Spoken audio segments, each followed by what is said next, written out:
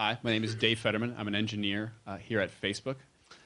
What we're doing here is the fourth in a series of talks called Facebook Tech Talks, which are about the things that we at Facebook either think are cool or create internally that are of like great technical merit and are super interesting. So the first thing we did back last year was actually pull apart and describe the architecture of Facebook Chat, which is a great sort of soup to nuts back-end, front-end deal, which shows sort of how we do stuff on the back end as well as the front end. Then we did Memcache with Mark Zuckerberg, talking about how something really simple like Memcache, which is started out as like a 2,000-line program, like dead simple, just like memory bag. We had to iterate and even ended up changing things like the Linux kernel stack to make work at a level of Facebook scale. And last month, we were privileged enough to have Peter Norvig of AI, the Modern Approach fame, come in and talk about AI, which is something that's pretty relevant to Facebook and a lot of things we do here. So today, we're lucky enough to have Bobby Johnson and Anthony Girardullo, who wrote and are maniacs behind something called Scribe. Scribe is a distributed logging mechanism that we built to take care of just sort of collecting and gathering all the data that we use to run the site every day. So something that started out as simple as sort of access log style writing to a file, now Scribe provides an elegant solution to that. So this is a tech talk where they'll be coming up and rolling and show you guys how this works. I just want to let you guys know that now we have a vanity URL. We are Facebook, so we can actually get one. So if you want to check this out later, check out the other tech talks, the ones coming up, or show your friends about this, facebook.com/tech talks, lowercase, no space. So this is where the video will be posted in hopefully about a week or so.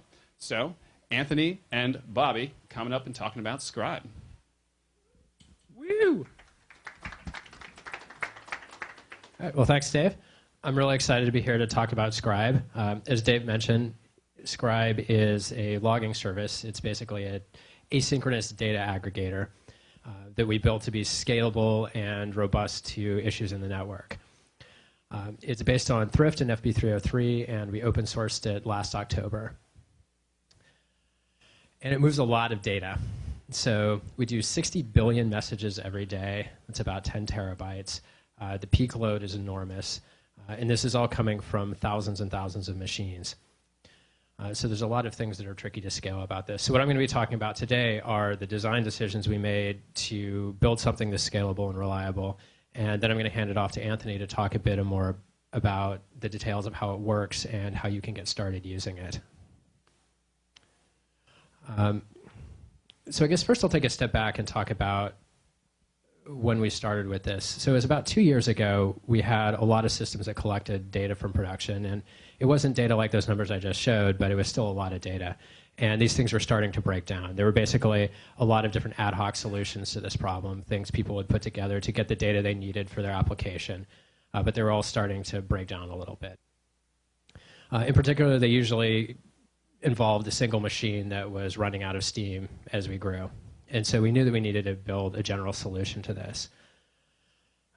The other reason for building Scribe was less obvious then, which is there were a lot of people who weren't collecting data on things because they didn't have an easy way to do it. You know, once you're talking thousands of machines and, you know, up towards 1 million events a second, like this is not an easy thing just to build ad hoc. And we heard from a couple of people who wanted to build things, and we figured, oh, well, there's a couple of people who need this, and there's probably a half dozen that actually need it, and that'll be a really nice side effect. As it turned out, there were a lot more than that. Today we have well over 100 applications using this. As soon as this is available, everybody used it, everybody loved it. And all of a sudden we were taking lots and lots of data from production. And this actually turned out to be much more important than our original reasons for it. These are, it's not things where somebody wasn't able to do their job before, but once they could take a bunch of data about something, they could do it a whole lot better and a whole lot easier. So one of the things that I think led to the success and the internal adoption of the system was the data model. This is the Thrift IDL for Scribe. And the thing that's notable about it is there's very little to it. You get a category and you get a message. And the basic idea is that if two messages have the same category, they'll eventually end up in the same place. And if two messages have different categories, then you can send them to different places or treat them differently depending on what you need from them. But there's nothing more about the category. There's no hierarchy about it. All it is does it match or doesn't it? And with the message, there's no encoding. There's no extra data there. It's just a bunch of bytes. You put in whatever you want. The most common question I get is, hey, this is a logging system. Where's the timestamp? Where's the client IP? Shouldn't you have a bit mask of all of the different severities and things like that? And we very explicitly didn't do that. The problem we're trying to solve is moving data asynchronously and moving a lot of it. And so we went with the Unix philosophy of do one thing and do it well. And so all we do is move data. And this obviously makes writing Scribe easier. It makes maintaining it easier because once you add 2 or 3 things, pretty soon you've got a dozen things in your protocol, and people want to change them all the time for their application. The interesting thing is it made it a lot easier for the clients too. So a lot of people look at that, oh, if I have the timestamp there, that's a feature, that's nice, that's useful. But at the end of the day, you've got data that you want to save from some application somewhere. You end up serializing it, then you're reading it on the other end somewhere, and you've got to deserialize it. And if you have to deserialize one layer for Scribe telling you sort of these generic things and another layer for what you're logging, now you've got 2 things to worry about, and it's actually worse.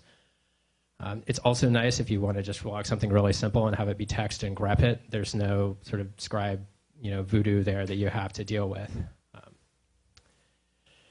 And this turned out to be really important in practice. People would come and they'd think, as we were starting, they have something where they need data, and they think, okay, well, I've got this big part of my project I don't entirely understand how I'm going to do. I've got to collect all this data. And they'd come to me and they'd be like, I need to learn how to use the Scribe system. I'd be like, oh, well, it's just one line of code. There's nothing to learn. And that made people very happy, and again, got a lot of use out of it. So given that our main purpose is to move data asynchronously, the next thing I want to talk about is how we actually do that. There's a variety of techniques for this. Some people set up things where you have like a central machine that pulls log files in periodically from client machines, which is a nice, simple solution, and it's very efficient because things are batched, but it has the downside that it's not real time, and it has sort of a second downside that as you scale it out, it actually stops being simple. Machines are going down. You have to keep track of what you've pulled logs from. If you have more than one machine they're going to, now those have to be coordinated. So we chose a different route of doing sort of client-to-server streaming. And sort of among that solution space, that kind of ranges from sort of simple connectionless UDP things where you throw data out and hope it makes it, to more message bus-like solutions where they have more of a transactional reliability guarantee. And we kind of went between the two there. We explicitly didn't try to support something that's like a database quality transaction where sort of every time you log something, it will get committed to disk at every hop. But we didn't just throw up our hands and say reliability is hopeless. We basically assumed that we're going to have nodes going in and out of service often and for long periods of time, and we need to lose as little data as possible. And so the basic thing we did is, and it's not rocket science, it's just if you have a Scribe server on one machine and the machine is trying to send messages to isn't there, it spools them to disk. And when the other machine comes up, it reads them off of disk. And so then when we put this together in a system, what you have is you run a Scribe server on every machine in the system. It's the same binary everywhere, just configured differently. And it can basically do 2 things. It can send messages to a downstream node, or it can write messages to disk. And so you basically set up an acyclic directed graph of Scribe servers to basically fan the data in and get it to disk. So if you had a really simple setup, this would be a bunch of clients running Scribe and sending to a machine with disks that wrote the file. At Facebook, we have a somewhat more complicated system where we have a middle tier. So the clients send to a middle tier first, and the purpose of the mid tier is to fan in all of the connections from the many clients, and also to sort of provide a buffer so that when things go wrong, you have a lot of disk there and you have a lot of capacity to let things back up. And then it also dispatches back to a bunch of single nodes that are connected to their own filers. And so a single category or a few categories will get directed to a node with its filer.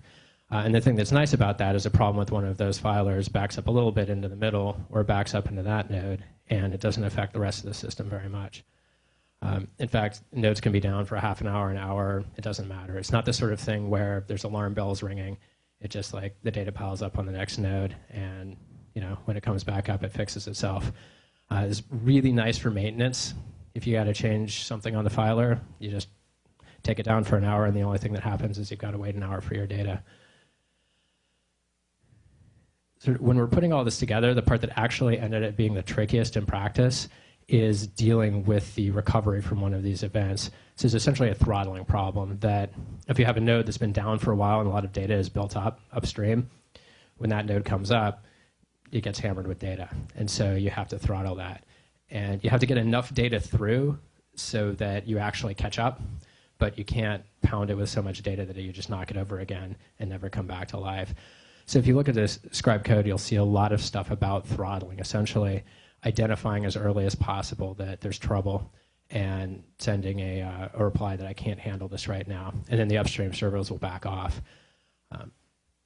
And then there's a lot of other tunable things like how fast you send when you are sending sort of batch data and things like that. And with that, I will hand it to Anthony.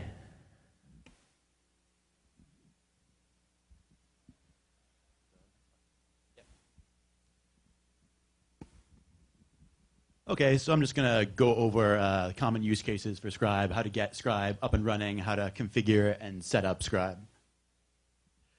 So when you start Scribe, it first reads a config file. And the config file has configuration for every category. It says, when you get a message of this category, what should Scribe do with this category? You saw Scribe can sometimes write to disk, can sometimes forward messages to other Scribe servers. Config file is what tells Scribe to do that. And in the config file, what we do is we define what we call a store for every category. And I'm going to go over how these stores work, but the stores are really what defines how messages are processed. And as you'll see in a second, some stores can contain other stores. So here's a list of the types of stores we have. I'm going to go over each one. And also there's more detailed information. I'll give you the link at the end on our wiki. So file store, you have a bunch of messages, you just want to write them out to a file. You create a file store for every category you're interested in, just give it the file name and path, a couple extra options in there. You could say how often you want to rotate files. If they get too big, roll in a new file. Rotate files every hour, every day. Scribe can automatically name the files with the date and what file number it is. Scribe does a bunch of other features. You could have a symlink that always points to your latest file. In this picture, we have 2 file stores configured, say for 2 categories. Messages come in, Scribe figures out, based on the message category, what file store should handle this message, and figures out where to write it. Pretty simple so far. Next store will be a network store. Network store takes messages and will forward them to another Scribe server. Pretty easy to configure. All you have to do is say, what is the host and port number that the remote Scribe server is running on? You can specify timeout. You could specify if you want to use some connection pooling to try and reduce the number of connections you have to your remote server. Say if you had many different network stores for many categories, all configured to point to the same server, you use connection pooling, says just use one connection, trying to keep the load down. So in this picture, message comes into Scribe, network store tells it, forward it to this other Scribe instance. And on this other Scribe instance, we have a file store, says, hey, write it to disk. It's the common model we have of having, a client that many clients that forward message to eventually forwards to a central Scribe server that writes it to disk. So on this machine, you'd have a configuration file that defines a network store, and on this machine, you'd have a configuration file that defines a file store. Okay, so getting into a more complicated store. A buffer store actually contains 2 substores, a primary and a secondary. And we use buffer stores to give Scribe its reliability. Buffer stores will first attempt to send to the primary store, and if anything goes wrong with the primary store, we'll then buffer to the secondary store until the primary store comes back at line. So this is what gives us our fault tolerance.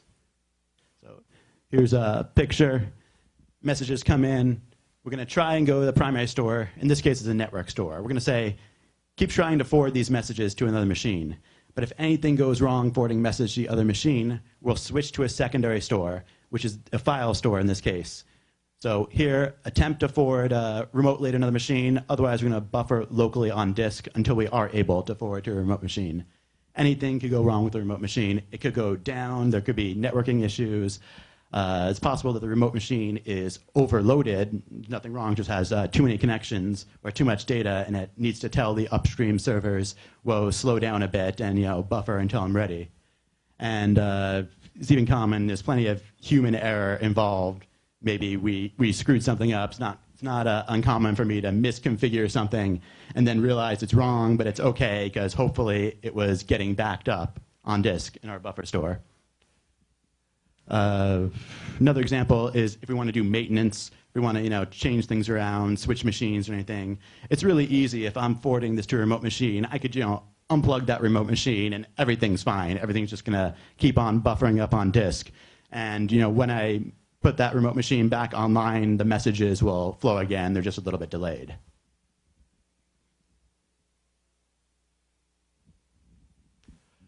Another story I have is a bucket store. A bucket store also contains substores. And when messages come into a bucket store, they get handled by one of the substores in the bucket store. In this example, we have a bucket store that contains 3 file stores. So instead of writing to a single file, we've now configured things to write to 3 separate files. Pretty simple, but it actually helps out in a lot of cases. Because there's a lot of Scribe makes sure that the data will actually end up somewhere. But if you have a ton of data, someone needs to do something with this data. And we have many different developers with many different use cases. They'll commonly have a script that needs to process their data, or some code or service that consumes their data. And eventually their data will grow to an unmanageable size for a single process or a single machine. And then they want to split things into multiple scripts running, or they want to have multiple machines consuming their data.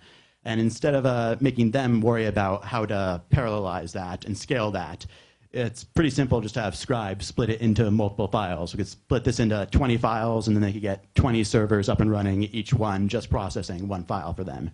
In some cases, it's just that simple, and that completely makes them easy to scale. Sometimes a little extra effort involved, but this helps out a lot.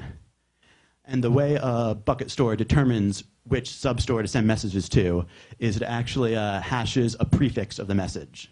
I think originally Bobby mentioned that we kind of ignore the message format completely. This is the one case where we kind of peek in there. We say that if you want to use a bucket store, your message needs to contain some key that is a prefix to the message.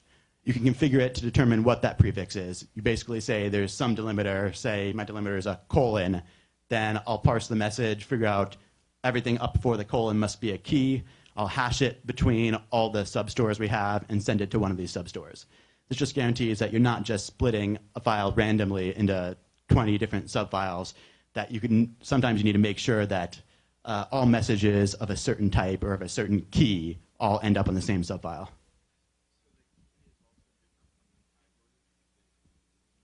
The question is, a key different from the category? Yes. Remember, the Scribe API just says a category and a message. And here the key is going to be just a prefix of the message.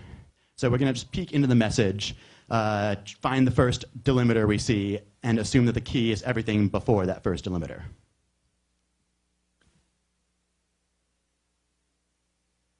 So right now, I think bucket stores only support having file stores as substores, but I did submit a patch to SourceForge, and eventually it'll be able to support any substore. Say you want to put network stores in there and forward them to other places. So there's a couple other stores, mention them quickly. Thrift file store is like a file store, except we store data in the thrift file format. Multi-store, it multiplexes messages into multiple stores. So you'll have, you take one message, and you'll take 10 copies of it and send each copy to a different place. Null store just configures for a given category, we're just going to ignore all messages for that category, black hole them. Okay, so I'm just going to walk through a couple sample Scribe configurations. Again, all this information is on the wiki, and if you download the code, there's an example directory that has this in more details. If you can't, hopefully everyone can read this, but I'll just go through this quickly. So at the top, you have a couple server settings. You want to say what port Scribe is running on. You could also specify the max messages per second we're going to handle and the max queue size per category in bytes that we want to have buffered up. And if we ever exceed these two values, Scribe will then say, okay, I'm going to return the message, try again later, tell the upstream client that he needs to buffer or do something with the message because I can't handle it right now. And then we'll have a store defined for every category. In this case, we have a store for TPS reports. We're saying the type of store, it's a file store. There's the file name, the file path. We're giving it a max size, switch to a new file after that size. Every hour, rotate to a new file. And here we'll just add new lines after every message. Just one more example. Here's a buffer store. The category in this case is default, and default is a special category. It's a wildcard that will match all message categories that aren't otherwise configured in your config file. You could also specify category names using a prefix. I could say foo star, and it'll match all categories that begin with foo. Here's a buffer store, which, as I mentioned, contains a primary store and a secondary store. The primary store, it's a network store. We'll forward it to the host WOPR if it can, and if it can't, it's going to buffer it in /temp in the file name foo. Mm-hmm. So the question is, if something goes wrong, the network goes down, machine goes down, and we can't forward to the primary store, and we start backing up and writing to a secondary store, writing to /temp on disk, will we automatically realize when the network comes back up? Yes, it is configurable, but you can configure to how many seconds, but every n seconds, we'll keep on checking to see if we could connect to the primary store, and we'll automatically detect when it comes back online. And then in that case, what we'll do is Scribe actually switches state and says, now I'm in the sending buffer state, and it's first going to make sure all the messages that got put in the secondary buffer get sent to the primary, and then it's going to eventually just be back to just sending messages straight to the primary.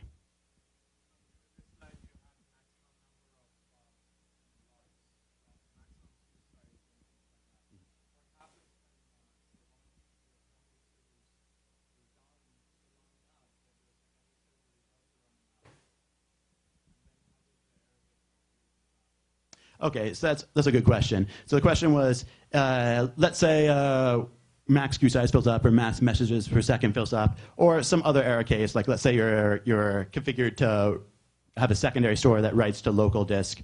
What do you do when that server fills up with local disk, and then, or the server before it also fills up with local disk? Does the problem keep cascading upstream? I guess that's the answer to that is it really depends on how you configure things. If you saw the slide we had earlier where we configured Scribe to have a mid-tier, we decided we're going to configure Scribe with enough local disk and enough capacity in the mid-tier that things can get backed up pretty bad before we actually have to make hard decisions about what to do with the data. And I mean, since this is just local disk is pretty cheap.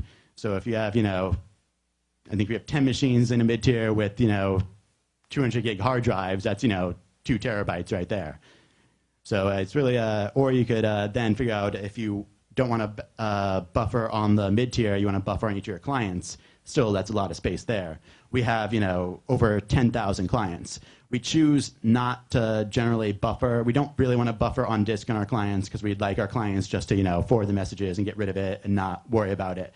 But if it came to that, 10,000 clients all with local disk is a ton of space. But usually we try and size our mid-tier so we don't have to worry about it before it becomes a serious problem.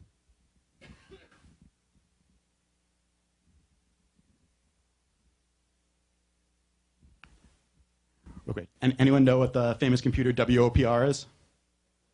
Okay, I was just curious if that was common knowledge or not.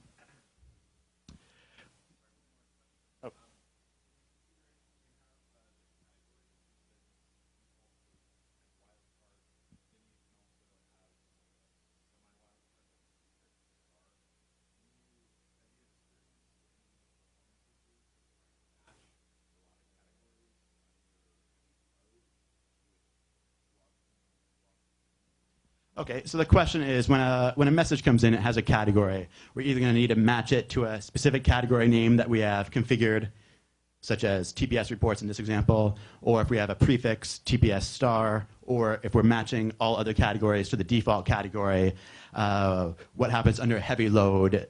Is that very difficult to do? I have made mistakes when making changes and found out that you have to be very careful there and implement it very well. And we made sure we implement it in such a way that it's easy. We hash all the category names that we've already seen. So then we just do a quick hash to see if we ever seen this category name. And if we haven't, then that's the only time we then have to look through and start matching prefixes and see exactly where this category fits in. But usually new categories, I mean, right now we have 200 categories. You don't get a new category every second. I mean, even if you did get a new category every second, that's fine. You're not going to get 100 new categories every second, so it's not an issue. So we just made sure to make the thread that handles that operate very quickly and pretty much just hash the category name and dispatch that message to another thread.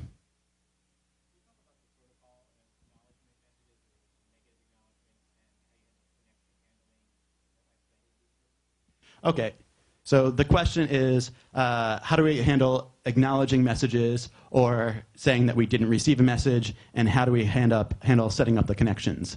So in the Scribe API, which you mentioned earlier, it's just a single function log, and it has a return code. And the return code is either OK or try again later. So if we get into a case here, we set a max queue size, and let's say our queue size grew too big and we don't want to handle any more messages, we'll return the return code of try again later.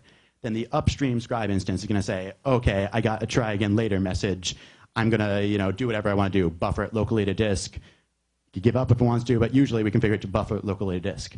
So the question is, how do we actually support sending this return value, and how do we support this connection? So Scribe is built on top of Thrift. And Thrift is a technology that was built by Facebook. We open sourced it. It's a part of the Apache Incubator project right now. It's a easy-to-use cross-language RPC framework. It makes it really easy to just, if you want to make you have a service you want to provide to everyone, just quickly set up a Thrift server, define your API, and then anyone from any machine in any of the languages Thrift support can start calling your API. So the Scribe API is just the method log, which takes a bunch of messages with a message string and a category string. That's a Thrift API. We're basically exposing this Thrift API to the world, and Thrift supports, I don't know, half dozen languages, I'm not sure. Anyone writing their service in those languages just has to include the Thrift code and say, here's the Scribe API, just send a message to Scribe.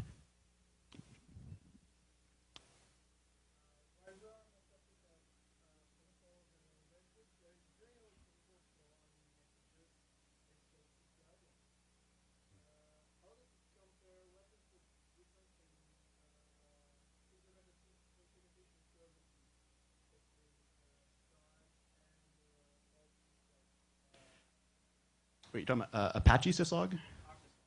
Our syslog.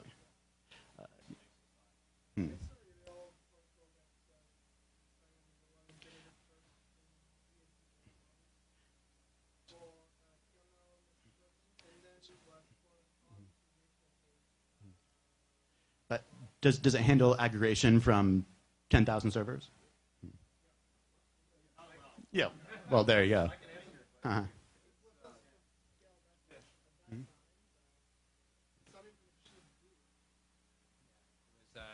I mean, at the time we were looking at this, it didn't look like that was going to scale for us.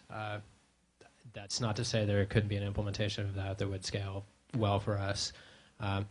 Also, this is somewhat lower level in that we don't actually sort of handle all of the sort of logging semantics of stuff. It's sort of just moving the data.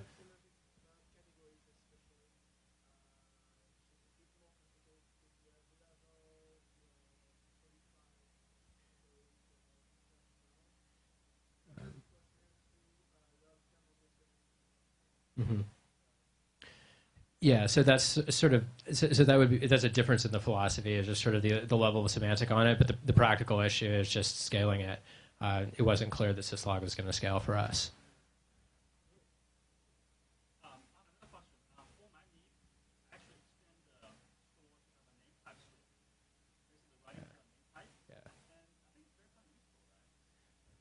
Yeah.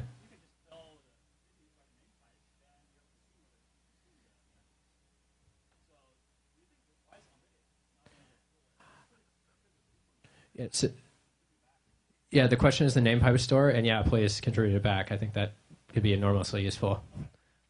We just haven't had a situation where we needed it, so we haven't written it yet. But if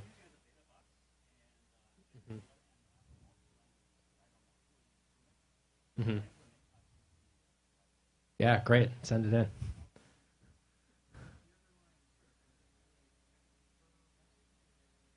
Oh no, so the question is the underlying thrift, does it do a connection per message? No, it does it keeps a persistent connection over TCP, and then I believe if it gets a try later, it'll close the connection and reopen it later. I'm not 100% sure of that, but that makes sense. But yeah, definitely keeps a persistent connection, and then you can configure whether you're going to pool connections across categories or not, which you might want one or the other depending on the situation.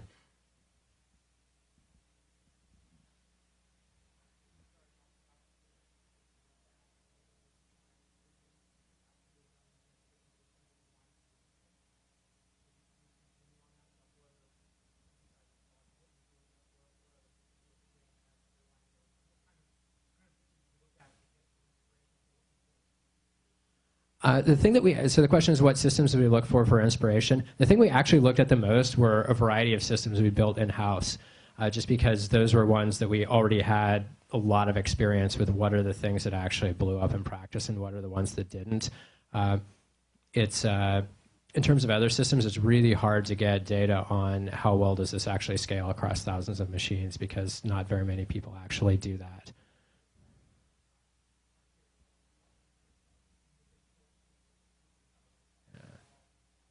So the question is, what were the design criteria and did they hold through?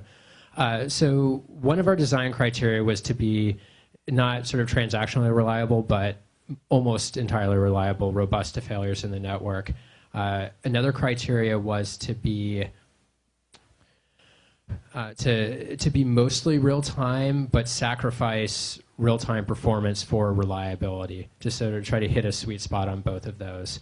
So, and that's actually one. As we've changed, people use the system, people get used to their messages showing up really fast.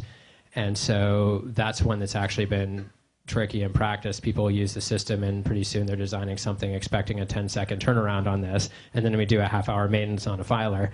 And so what we actually have done in those situations is set them up a completely separate system where we have a much higher requirement for sort of uptime of any component, because it turned out that some people really do care about the latency. As we had originally envisioned it for things where, you know, if it's 10 minutes late, it doesn't really matter. I guess the final design criteria is that it would scale horizontally as far as we wanted.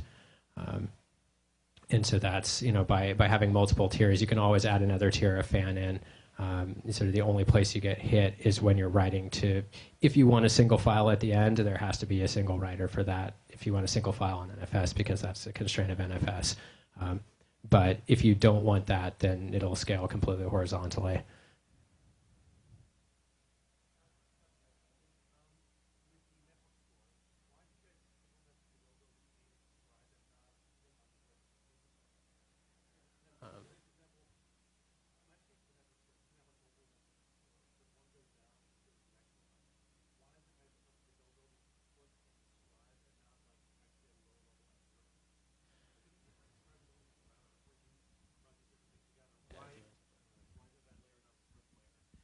Actually, there is that feature in Thrift. Thrift has connection pools.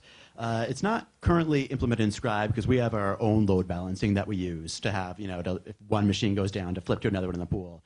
But it would be pretty easy to add, instead of configuring with one server, just to configure Scribe with multiple servers and use Thrift's connection pooling, and then Thrift can randomly pick a machine and then send messages to that machine.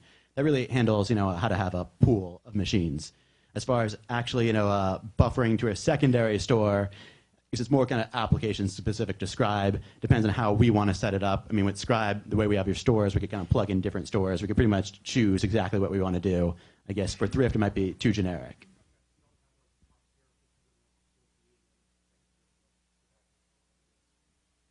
For the second tier, for the questions, we have a top tier of all these network stores and a bottom tier of all these disk stores.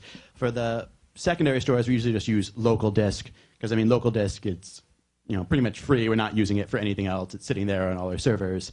And internally, we have our own pool of Scribe machines in our mid-tier, and we have our own technology that we use to load balance to pick up pool at random in there. But it wouldn't be that hard to change Scribe to use a Thrift connection pool.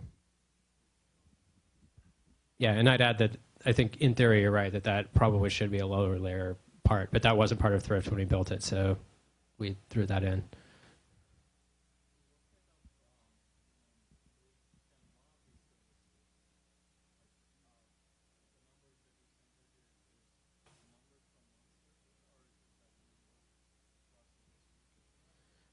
So the question is, are those numbers single server or aggregate? Those are aggregate numbers.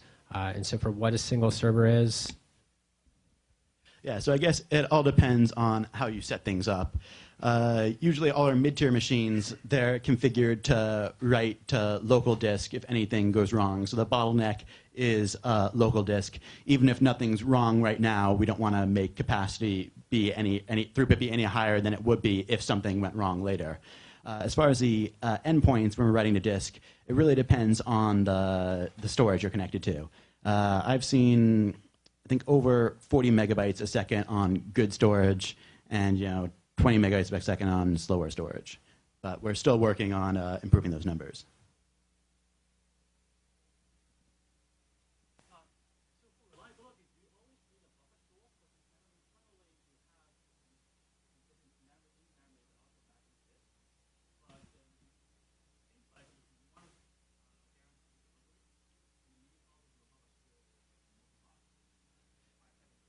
The question is, for reliability, do you always need a buffer store? And yes, Scribe is designed that you should plug in a buffer store if you want reliability. Otherwise, if you don't have a buffer store, if we can't send the message, Scribe will just drop the message and increment a statistic telling you that the message has been dropped, which is something we do for error logs, where we don't necessarily care if we're overloaded in error logs. It's okay, to drop any excess logs. But yes, you need to use a buffer store to get reliability.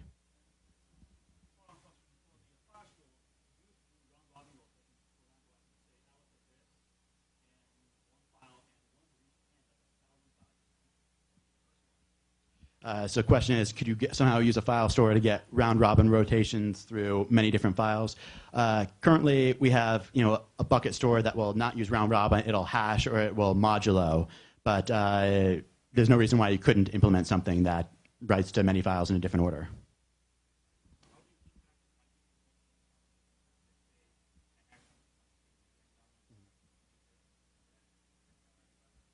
Oh, so the question is, how do you keep track of multiple nodes that goes down?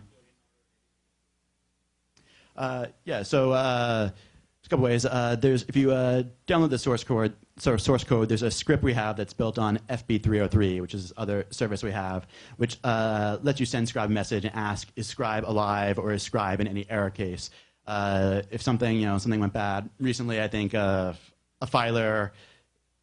Someone took away write permissions on a filer, then Scribe's status instantly flipped to, oh, we're in error mode, we can't open a filer, and we periodically query Scribe's status, and it says, oh, we're in an error state, or we try and query Scribe status, and we don't get any response, and we know something's wrong. In that case, we know that things will get buffered further upstream, and we need to take it. But if we have multiple failures, if, let's say, the machine writing goes offline and the machine upstream from that goes offline.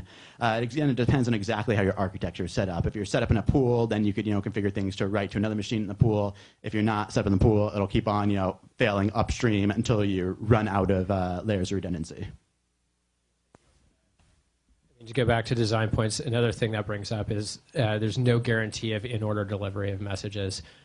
When there aren't problems, messages from the same machine show up in order, but if you have a multiple failure case, you can't actually get out-of-order messages from the same machine.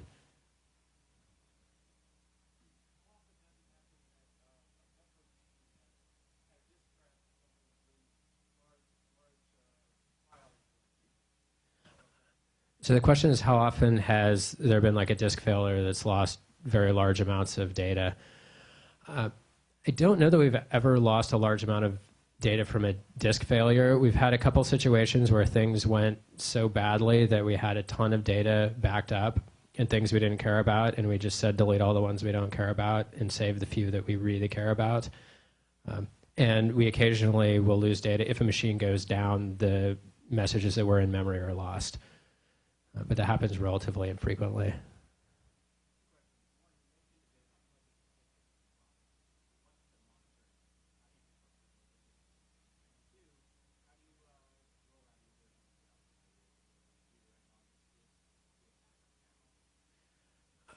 So the question is, what is the monitoring framework, and how do we roll new versions to production?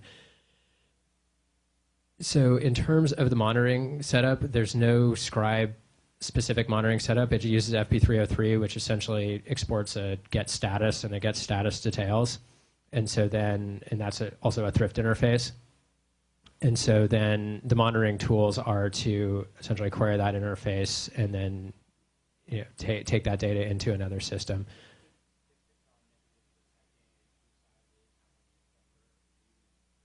It keeps a lot of counts.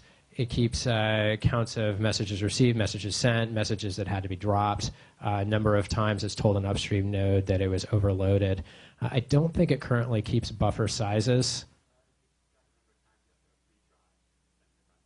Yeah, that would be another thing that would be nice to have, because that's a reasonable indicator of load and health, but it's not currently there.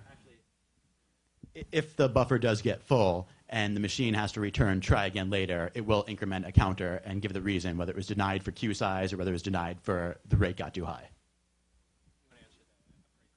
Okay, so for upgrade, the way, because we have buffer stores that, if the primary goes down, we could easily write to the secondary. That makes it really easy for us to do maintenance. If we want to upgrade, we can easily take a machine offline and put a new machine in. If we want to upgrade Scribe, pretty much it'll just buffer upstream, and that's pretty easy.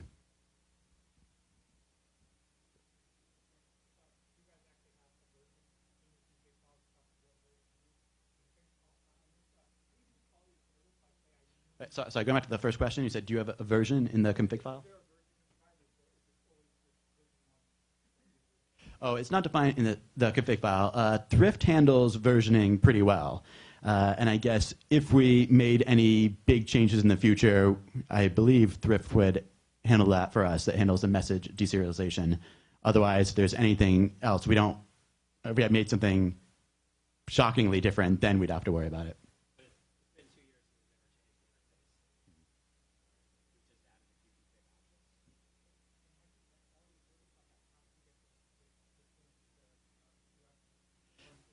So Scribe doesn't have really any levels of quality of service. It's pretty much if you're using a buffer store or if you're not using a buffer store. So for error log data that if it might flood and we don't care if it starts flooding, then we just say drop excess messages. And for all of the data, we say, write to a secondary store. And in practice, the other thing we do is if there is a particular class of message, we'll actually run that on separate machines, because if you have a category that floods, it will at least slow down the other ones. It won't cause data loss on the other ones, but it'll slow them down. But we don't offer any guarantees. Basically, it's if you have something where you have a real hard real-time requirement or a hard consistency requirement, it's probably not the right thing to use.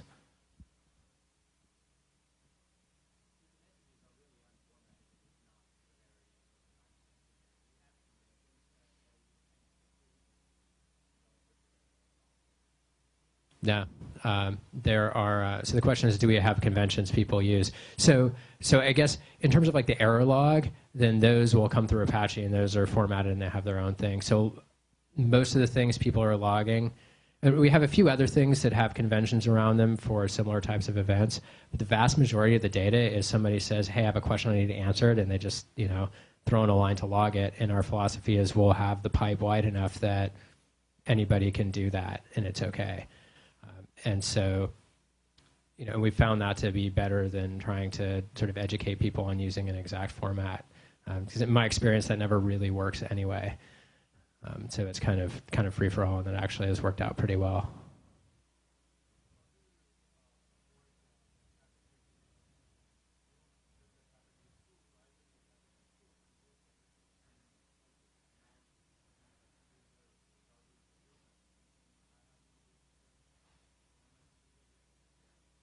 We have not hit that, and we have no provision for avoiding it, other than there aren't very many of us using this.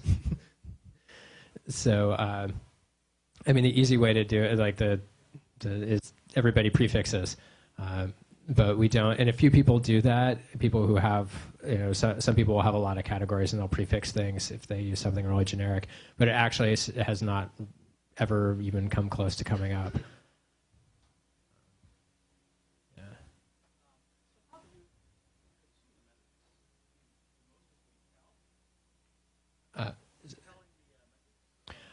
Yeah, so the question is how we consume the messages. Again, this one varies. A lot of applications will just tail it. For the larger applications, there's actually an upcoming slide, is they basically all end up in Hadoop for anything at heavy volume. So to steal Anthony's next slide, sort of one of the big next steps is to get this integrated directly with Hadoop so you don't end up going through this like expensive single point of failure on your way from one distributed system to another. And that's let's see. Sure. A couple lessons learned. Really underestimated the number of people that needed a way to log tons of data. Didn't really know until we built this service and we saw all these people come out and find all these interesting data sets that they were able to log. So if you build it, they will come. But also, if you make it really easy to log, a terabyte a week of data for any given data category, then someone will start logging, terabytes of data. So even if you set up, enough hardware to say, oh, I should be able to handle this many terabytes, people will use it up pretty quickly, and then you need to expand that again, and then people will use that up pretty quickly.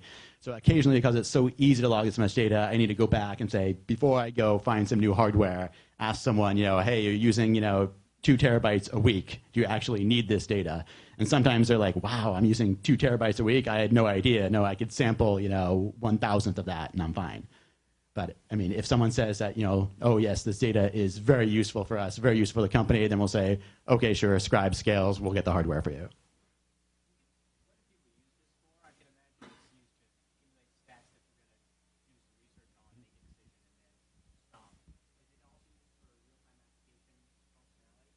The question is, what are the use cases? And there are a lot of use cases. They're all different. It's everything from real-time application stuff. Our ads backend uses Scribe to transfer our ad impressions to our ad network. Our security team uses Scribe to hunt down spammers. We keep track of our Apache logs. We keep track of, I guess, various other system logs, access logs. Yeah, we gather a lot of performance data from things. We also use it for applications like the feed. Actually, the newsfeed system runs all through Scribe, and that pipes it into the feed system for serving that in real time. Our change logs for search go through it. Another interesting use case we just hit, we had a problem where our memcache system was occasionally having errors where it wouldn't get a delete through. And the get it done in an hour hack is log it to Scribe and tail that and play it back. So not one that I'm like terribly proud of, but like we had a tool there, and in an hour that disappeared while we went and picked through what really went wrong. So it's, and there are a lot of things like that where it's just like, oh yeah, I just need to grab some data here, or why does this weird bug keep happening? I'm just gonna, Scribe log is really surprisingly useful to just have this like free log.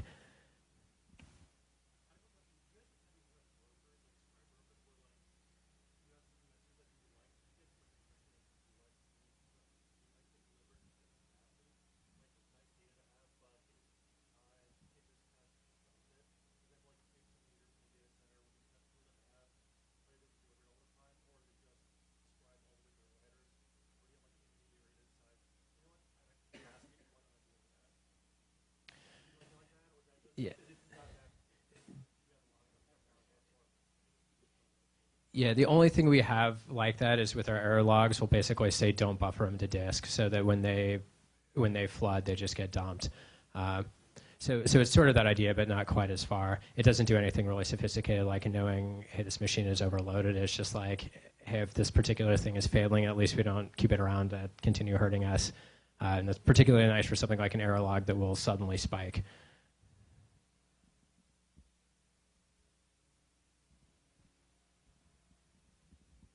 I guess a couple other lessons learned. I think Bobby already talked about it. It took a while for a tune flow control when a system goes down and comes back up and it has a lot of message to catch up for. I guess I already mentioned that Thrift really rocks. It really made it easy for us to get Scribe up and running. It's the general patterns and things, try and do something useful that makes it really easy for other people to do something useful very quickly. Definitely check out Thrift. What's next? We already met. Oh, go ahead.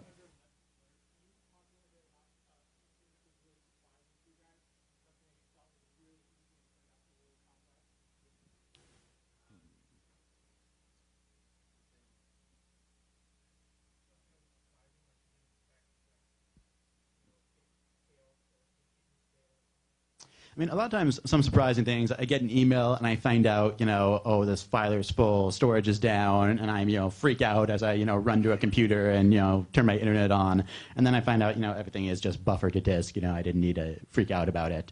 I mean, there's other weird error cases when you're trying to, I guess, balance flow control. What happens if something gets overloaded and you start timing out, and how do those timeouts, propagate back to the, back upstream? There are a lot of bugs we had to fix there. I can talk about one of them that was the buffer size check. When I first wrote it, I'm thinking, well, it was like when I pop the things off the buffer, hey, if this was a lot, then I need to say slow down. Well, the thing that happened is stuff comes in so fast that between checking it has already eaten 32 gigs of memory and swapped the machine. So the messages come in at, they can come in at an incredible rate. And so with a lot of the failover stuff, the sort of, oh, yeah, this will be fine. We just turn it off here. Isn't really true. You got to way up the stack and catch it as soon as possible and dump it then. So that was one thing that was harder than expected.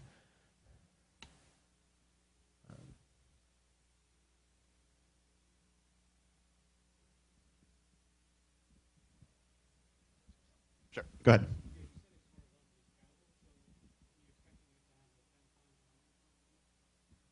So on the picture we had earlier, right now we're still funneling categories down to an end writer. So if a category gets to be very large, let's say 3 or 4 terabytes a day, then we still have to go in and split it and say, okay, this category is now being handled by these 2 writers. So it will still scale in that aspect, but as you get ridiculously huge categories, we're still going in and reconfiguring and say, okay, now we need three writers for this category, 4 writers for this category. So far, we only have 1 category that's split between 2 writers. We haven't really hit that point yet. But in order to get to scale even more, we're talking about using a Hadoop with Scribe a little more heavily. Right now, we're still logging to filers, and then after Scribe guarantees that the data has made it to the filer, we load it into Hadoop. And Hadoop's a open source distributed file system. We contribute back to. You could check that out. But we're thinking instead, why doesn't Scribe write directly to Hadoop? Then we can let Hadoop worry about finding space for the data. It's cheaper. It's commodity hardware. It can handle making sure you have enough replicated copies for redundancy. If you need more space, you just add more nodes to your Hadoop cluster. And then you could have many nodes writing directly into Hadoop and let Hadoop figure out where to put the data in a place that you could just easily query it.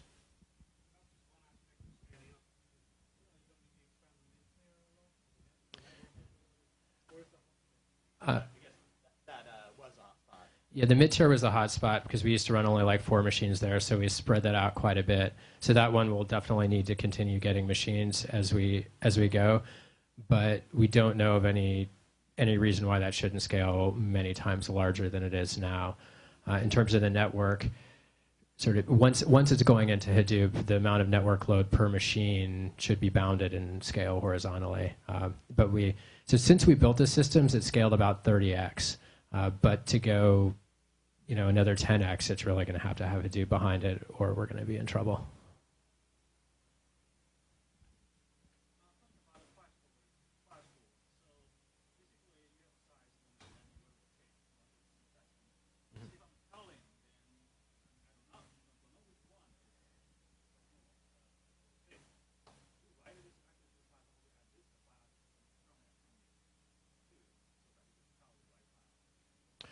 We have a feature where it'll set up a symlink to the latest file, and so you can do that. But if you're tailing, you've got to look for end of file and then look for the next file.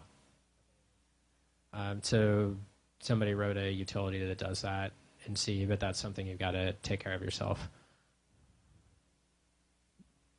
And rotating the file is optional. You could write to the same file if you wanted to, but once it fills up, you're most likely going to want to switch to a new file anyway. And I think most people have been fine with just using the symlink. Other people who are consuming data through Hadoop don't even check the files anyway. Another question back there?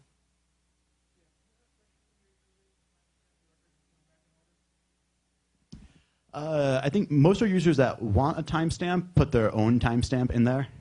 A lot of times their timestamp could be better than the timestamp we stick in there, or I guess a second earlier, because the messages still get batched by our application, and it might be easier for them to stick the timestamp exactly when they generate it. But I don't think that many people have really asked for us to reorder them.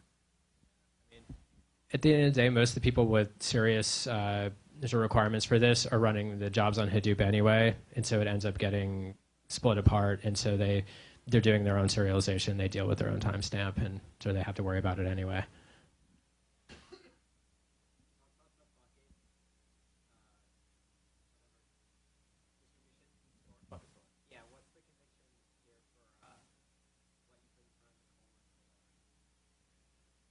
Yeah, it's an int, and then I think you can specify some number of delimiters out, and then an integer, but if you want to write your own custom, then you can just write whatever you want.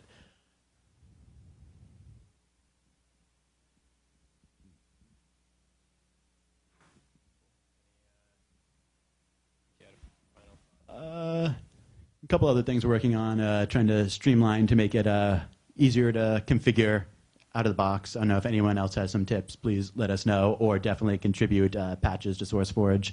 Another popular request that comes up is everyone says they want to use Scribe, but they don't have a need to write this data to disk. They want it to be sent to their own service. Yeah, it definitely is possible to implement, especially if you're using Thrift. It's really easy to make a remote call and send a message to the other service. Internally, we haven't yet gone down this road, mostly from a manageability perspective. We don't want to necessarily be dependent on other machine services and having to, babysit other people's services. We're kind of happy right now with providing an API that writes to disk or Hadoop and letting people go through that. But that is something that's definitely possible and comes up a lot. Definitely check out Scribe on the SourceForge page. Download the code, take a look. There's a good examples directory in there that will get you started. The wiki has more detailed information, and there's forums on SourceForge you could ask questions about. And definitely fan the Facebook page on Scribe. Just search for Scribe on Facebook. Gotta plug that, or it's redirects from the SourceForge page as well. Is there any other questions?